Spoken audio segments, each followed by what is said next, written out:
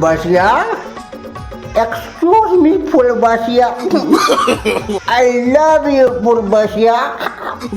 इसको धरो। आप मन मजाक तो नहीं करत हो ना? No no no no. इस प्यार के लिए मैं बरसों से तरस गई थी। आपने मुझे पहले क्यों नहीं बताया कि आप मुझे इतना प्यार करते हो? No no.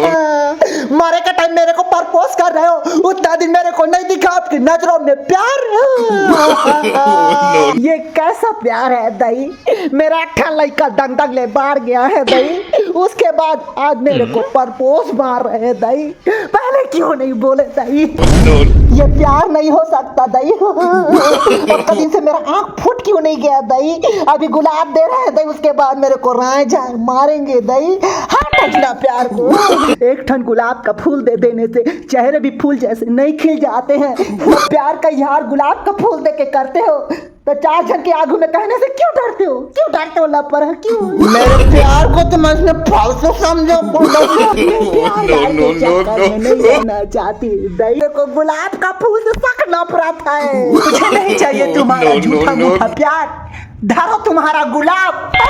मेरे प्यार पे सब करती हो लफर ही तो।